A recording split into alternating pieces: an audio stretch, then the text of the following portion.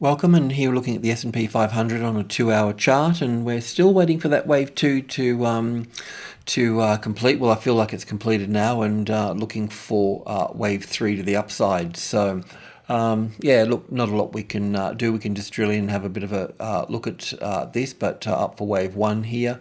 The A, the B, and the C for wave 2, and then this is obviously part of some bullish structure as well, and looking at that small part there from wave 2, it's possible to have wave 1 up through to here as well and have this as the A, the B, and the C here, but yeah, anyway, whichever way you want to count it, it doesn't really matter. What we do need to see now is this market push up from the 1840 here, so intraday traders can look for support on 1845, which would be the second strongest number between these two levels here.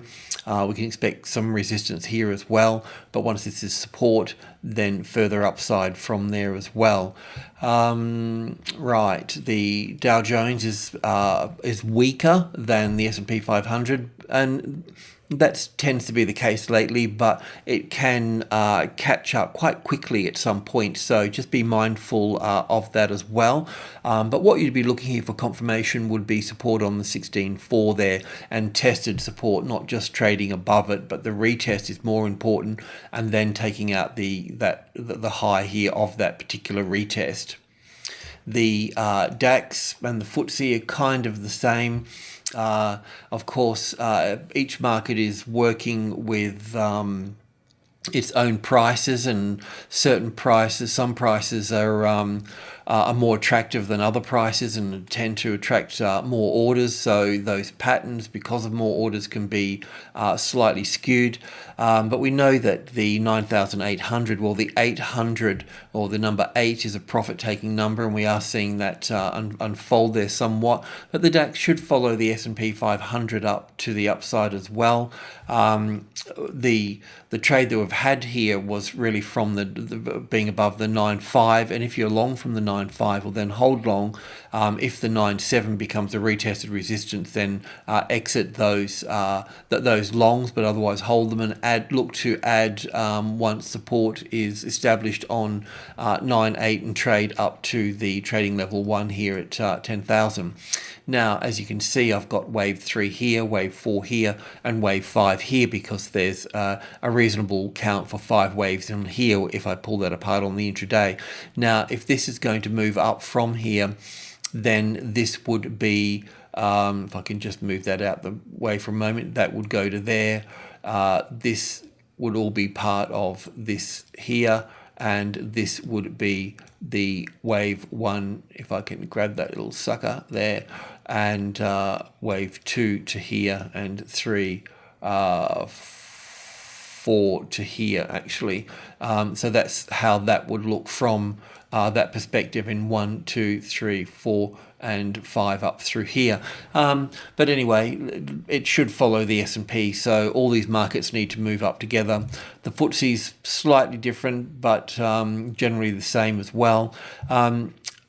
Just on the intraday note here, this move up here is impulsive. This move here is corrective. It's in 3 waves, so that high will be taken out. So look for support on 68.40, trade to 68.50, exit, wait for support, because there'll be this pattern here will be here as well, just a little bit larger, and then look for further upside off the midpoint, 5 being the second strongest number. The Australian ASX CFD, we had been noting the 5-wave structure up through here as wave 5 of 1, and then looking for, well, we had this 3-wave correction in here. Now we do have a 3-wave in here, but I think that's a little bit small to satisfy the particular impulse wave up through here, if I've got this impulse wave correct, that is. But the good news is that this market will go up, because in we just don't know how big and ugly this correction is going to be, but it will go up because it's got 3 waves here. These 3 waves here are corrective, a 5-3-5 structure. That means that high will be taken out. The question is will it go from here, or will it get more, bigger correction from here? I don't know for sure, but the normal stance is that the corrective range here would be between Group 1 and Group 2. So Group 1 is 10, 20, and 30. That's the resistance, Group 1, and Group 2 is 52, is the 80, 72, and 65, and that would be the support. So the corrective pattern or the trading range will across the 5300 here. 5300 as the balance line, and Group 1 and Group 2 as the resistance and the support here. Once it trades below the level here, then you can start looking for support here and trading long, but just be a little bit careful. Working off the 5300, you're better off working off 5310 and 5320 to build positions in. So you scale in through these levels here, and if you get 5330 as support, then you know that it's going to be moving high from there, and that's really the last place to add to. You would only add a gain on top of the 5350 up here. Perhaps in this particular case, because we've got a smaller correction here, look for 5310 as the first sort of support there. I'll just drill in to see if I can make any heads or tails of this. So we've got this nice 3 clean structure here, and this can be up for wave 1, by the way, and an A and a B and a C back for 2, and we move up from here. But I can't say that just yet, because these can also be impulse waves to the downside of this ABC here can just be the A wave. This can be an A and a B and a C for the B wave, and then down for the C wave. So it can get ugly. That's why supports on the 5310 would be a risk. But if it was tested support, these have gone up through here. When they've come back, they haven't